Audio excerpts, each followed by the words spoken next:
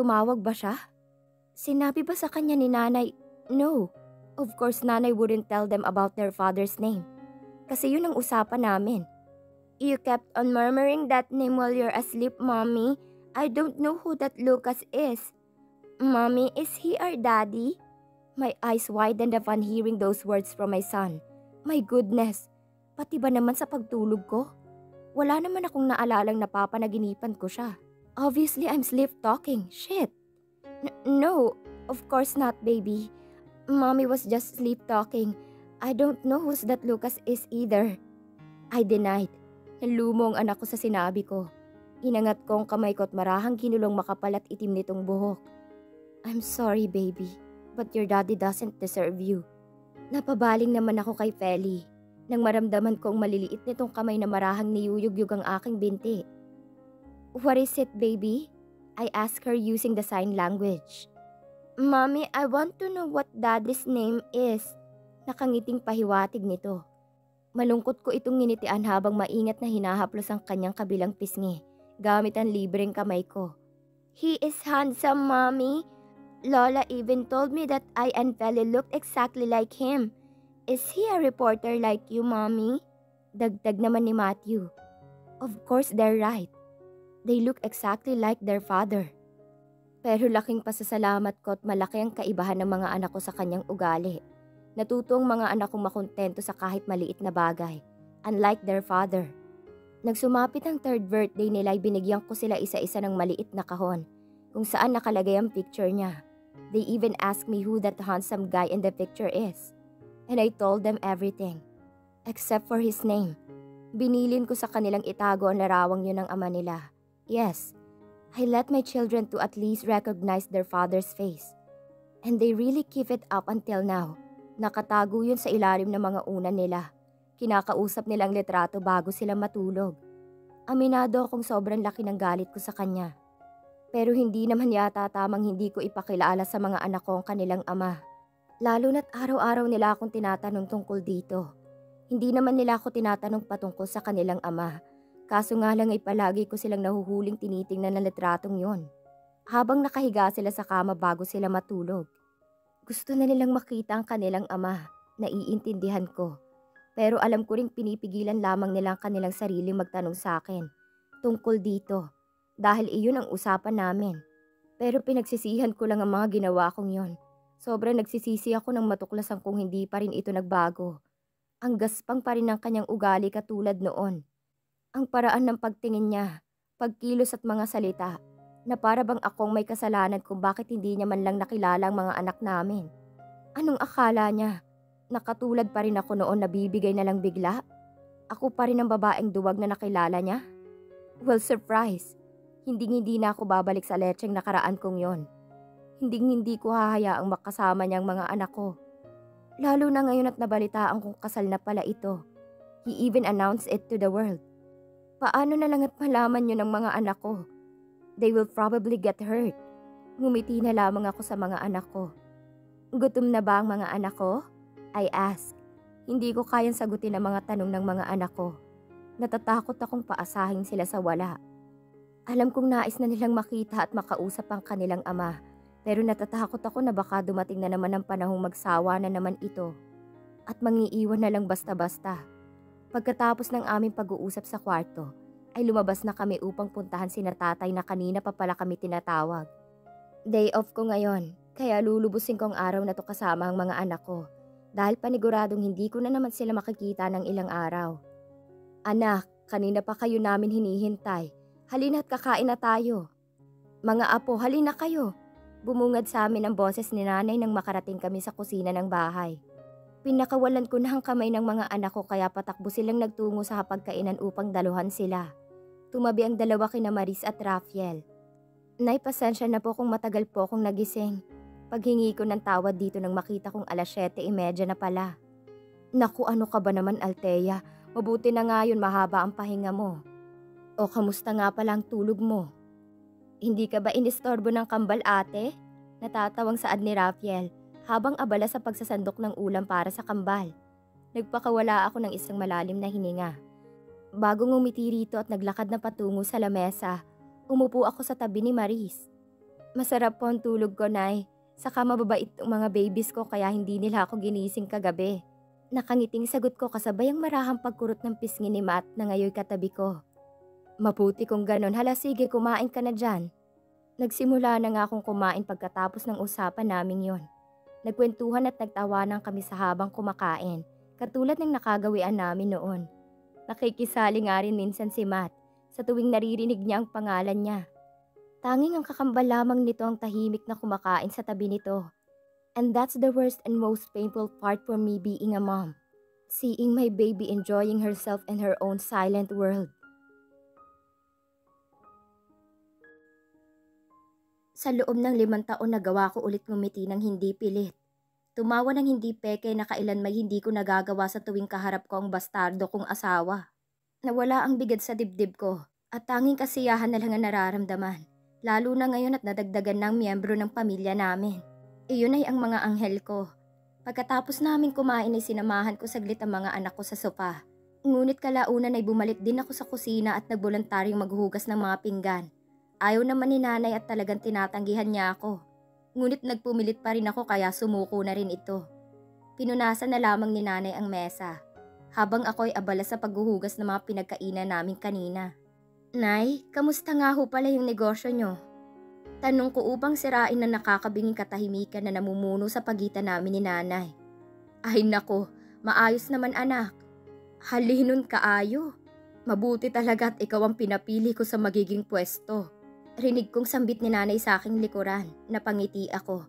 Nagpatayo kami ng sari-sari store matapos naming lumipat sa bagong gawang bahay naming ito. Napag-isip-isip ko kasi, lalo na noong nakita ko si nanay na nagtsatsagang magrenta ng pwesto sa palengke, kaya mas nahihirapan lang siya. Malaki-laki rin kasi ang naipon ko sa mga panahong yon, kaya nagpatayo kami ng tindahan. Sa awa ng Diyos mabenta naman. Hindi lang naman kasi groceries ang nandun, kundi nagbebenta rin kami ng mga ready to wear na talaga namang sobrang mabenta sa mga kabataan. Malapit pa naman kami sa paaralan kaya tuwing uwian ay talagang nagiging busy si nanay. Mabuti na lamang at sakto namang umuuwi galing sa paaralan si Rafael, kaya natutulungan niya si nanay at tatay. Nagtapos kasi ito sa kursong pagtuturo.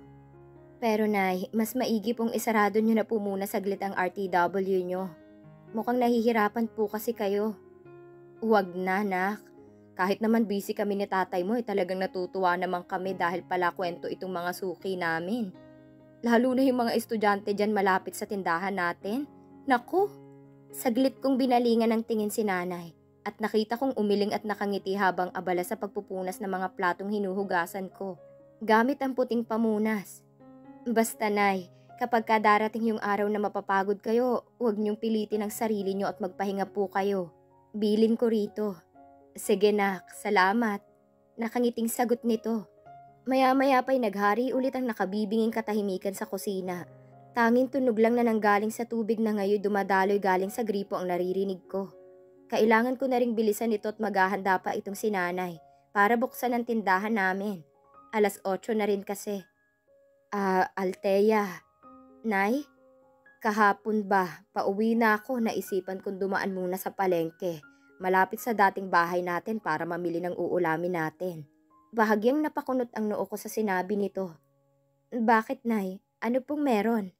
Naguguluhan kong tanong dito. Kasi, saglit itong napakamot sa likuran ng kanyang tenga na para bang nagdadalawang isip ito sa sasabihin. May problema ba? Nakasalubong ko siya anak. Nakita niya ako. Pabulong nitong wika. Ano ho, Nay? Hindi po kita maintindihan. Sino po? Talaga namang mahirap intindihin ang mga sinasabi ni nanay. Sinong nakasalubong? Sinong nakakita sa kanya? Si Lucas. Para bang may kung ano na namang nabuhay sa kalooban ko nang marinig kong pangalang yon.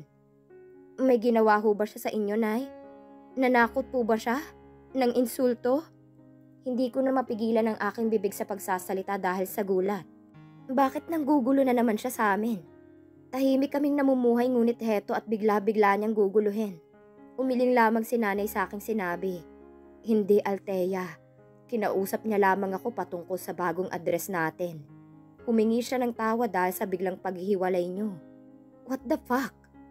Ano? Hindi makapaniwalang sabi ko. Huwag kang mag-alala. Hindi ko sinabi sa kanyang address natin. Iniwan ko lang siya doon. Hindi ko pa kasi siya kayang kausapin sa kabila ng mga ginawa niya sa'yo. Lumapit si nanay sa akin at maingat na hinawakan ng kanang kamay ko. Ipinatong kong isang kamay ko sa kanyang kamay na ngayon nakahawak sa aking isa pang kamay. Patawad po kung hindi ko agad sinabi sa inyong mga yon. Althea, bakit ka humihingi ng tawad? Dapat nga ay akong nagsasabi niyan ngayon. Ako ang magulang. Ako ang dapat na humingi ng tawad sa iyo dahil hindi ko man lang nalaman ang sitwasyon yung mag-asawa noon. Masyado akong kampante sa ugaling ipinakita ni Lucas. Masyado ko pong pinairal tong puso ko. Kaya hindi ko na napansing pati anak ko ay nadadamay na. I was blinded by love that time.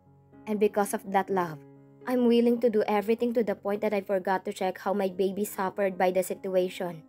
Inilakbay ni nanay ang kanyang libreng kamay sa aking likod at marahan yung tinulak papalapit sa kanya upang yakapin ako. Nagpatianod na lamang ako at isinandalang baba ko sa balikat nito. Umiiyak na naman ako and that's because of him. Wala naman siyang ibang kayang gawin kundi ang paiyakin ako, hindi ba? Makaraan ang ilang mga minutong pagpapakalma sa akin ni nanay ay kumalas na kaagad ako. I almost forgot. Kailangan na pala niyang umalis para buksan ang tindahan. Nagtungo na si nanay sa kwarto nito upang magbihis na. Ako naman ay pinuntahan ng mga anak ko sa sala na ngayon parehong nanonood ng cartoon. They were both laughing together with my siblings. They are watching Greasy and the Lemmings. My babies wants to at least finish this episode they're watching. Kaya heto ako tumabi muna sa kanila at nakikitawa na rin. Maya-maya pa'y natapos na sila sa panonood, nagtungo na kami sa CR upang paliguan sila. Naabutan kami ng mahigit 1 oras doon sa CR dahil umaandar na naman ang kakulitan ng mga anak ko. At talagang naglalaro sila sa tubig. Kaya't paglabas ko doon ay basa na ang suot kong pantulog. Dumiretso na kami sa kwarto upang bihisan sila.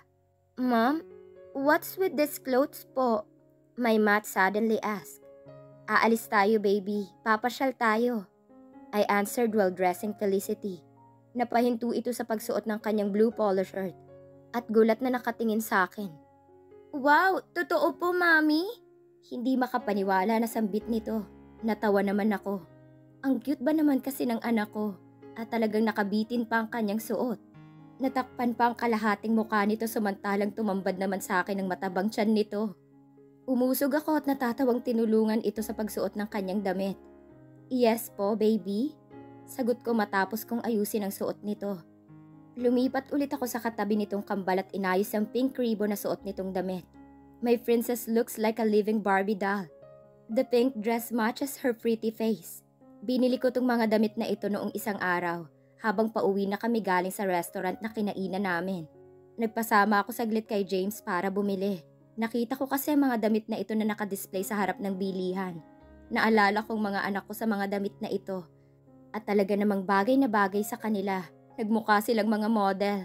Nakita ko si Matthew na kinulbit ng kakambal na nakatitig lang sa bandang tiyan ko. Binalingan kaagad niya ito ng tingin. We are going somewhere, princess? He showed his twin some hand movements. Hindi maitatangging sobrang excited nito dahil sa laki ng ngisi sa kanyang mga labi. Habang nakikipag-usap ito gamit ang sign language na nakagisna ng anak ko. Hindi katulad ng kapatid nitong sobrang laki ng ngisi. Nanlaki ang mga mata ng kambal nito at marahang ngumiti habang nakatakip ang isang kamay nito sa kanyang bibig. I can hear her soft and heartwarming giggle that made me smile. Masaya na ako sa mga pinapakitang kaligayahan ng mga anak ko sa simpleng bagay. Ito naman talagang itinuro ko sa kanila simula pa noon. Katulad ng pinangako ko sa kanila, pumasyal nga kami. Ginamit namin ang kotse upang magtungo sandali sa mall. Sobrang excited nila, talagang hindi na makapaghintay sa kotse. Pagkapasok namin sa mall ay talagang sa World of Fun kami dumiretso dahil yun ang gusto ng mga anak ko. Nasubukan na namin halos lahat ng larong nandun. We played a lot of games. Nakisali na rin ako sa mga anak ko at talagang nag-enjoy ako. Tinawanan pa nga nila ako nang makita akong sumasayaw sa Dance Connection. Isinakay ko rin ang mga anak ko sa mini carousel. Sinubukan na rin namin ang dispensing games. Kaya pag uwi namin ay maraming mga stop toys na dala ang mga anak ko. We took almost 3 hours inside the World of Fun. Lumabas na kami roon nang kulbitin kami ni Feli at sabi nagugutom na siya. Hindi naman kami makakahindi nitong kuya niya kapag siya ang magre-request. Lumabas na kami ng mall at nagtungo sa Jollibee. Sakto naman pagdating namin doon ay nasa labas ang mascot ni Jollibee na nang-aaliw sa mga batang nandoon, kaya nagpapapicture kami rito. Mom, let's go! Kaagad kong binalik ang cellphone ko sa shoulder bag na suot ko at hinawakan ng kanilang mga kamay. Hindi naman ganoon karami mga tao rito kaya kalmado lamang akong naglalakad.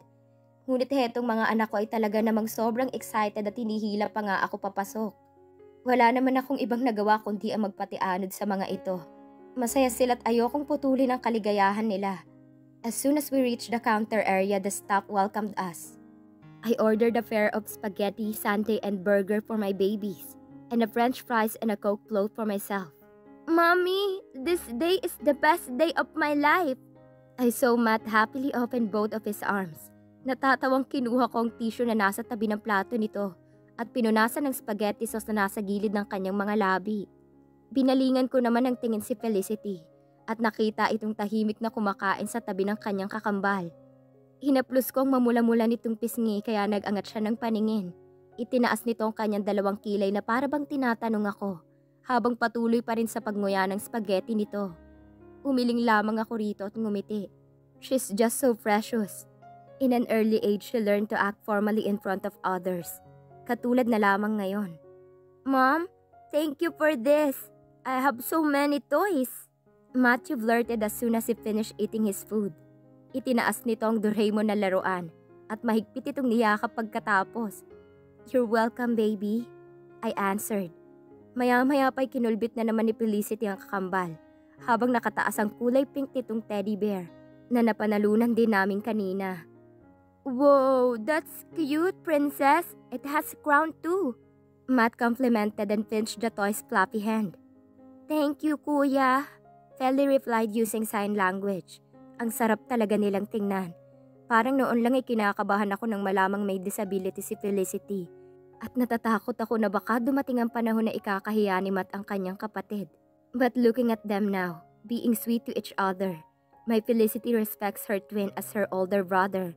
And my Matthew who's treating his twin sister as a real princess. Nang matapos kami doon ay umuwi na kami. Nakauwi kami ng bahay ng mag-aalauna na ng tanghali. Si Maris lang ang naabutan namin sa bahay dahil nandoon si tatay sa tindahan upang tulungan si nanay. Samantalang si Rafael naman ay pumasok na sa paaralan at si Kuya Mark ay nasa kanilang bahay dahil aalis daw muna ang kanyang asawa.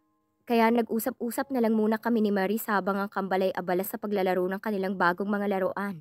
Nagtatakip silim na nang makauwi silang tatlo. Kailangan ko na lang umalis at baka maabutan pa ako ng hating gabi bago makarating sa tinutuluyang kong kondo. Althea, gamitin mo na kasi tong kotse mo. Narinig kong mahinang boses ni nanay sa likuran ko. Andito ako sa kwarto namin ng mga anak ko. Kanina kasi panay ang iyak ng dalawa nang malamang aalis na naman ulit ako rito. Kaya nga medyo natagalan ako sa pag-alis. Dahil talagang mahirap patahanin tong mga anak ko. Naiyak na rin ako dahil namumugto ng kanilang mga mata sa kakaiyak. Lalo na ngayon tulog na sila. May mumunting hikbi pa rin kumakawala sa bibig ng anak ko.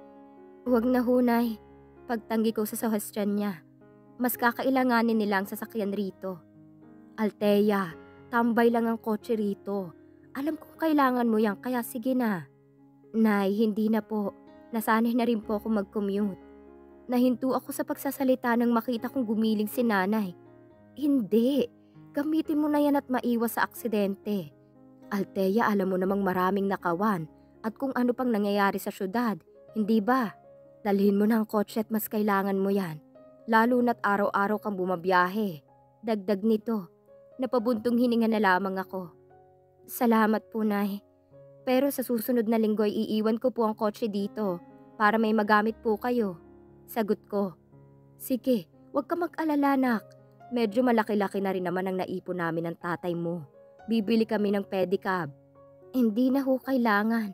Hindi ko na nagawang ipagpatuloy ang pagsasalita ko dahil nagsalita ka agad si nanay. Althea, wag nang matigas ang ulo. Hindi sa lahat ng oras kami ang uunahin mo. Isipin mo, sobrang laki na nang naitulong mo sa amin ng tatay mo. Sana naman ay isipin mo ang sarili mo. Mahina nitong sambit. Nagpakawala ako ng buntong hininga. Kulang pang mga naibalik ko kina nanay sa mga pawis at luhang inialay nila. Makapagtapos lang ako ng pag-aaral. Pero nga dahil ayaw akong pagbigyan ni nanay umuoon na lamang ako. Bago ako lumabas ng kwarto ay isa-isa kong dinampian ng matagal na halik ang mga noo ng kambal. I promise to come back, my babies, I whispered. 5 days had passed. It's Saturday again. Nagising ako nang marinig kong malakas na pagtunog ng alarm clock sa gilid ng kamang hinihigaan ko. It's 4:30 a.m. in the morning. And so I get myself up from the bed. Nag-inat ako at nagpakawala ng malalim na hininga. Tomorrow is my day off. Kaya uuwi ulit ako sa probinsya para tuparin ang pangako ng mga anak ko.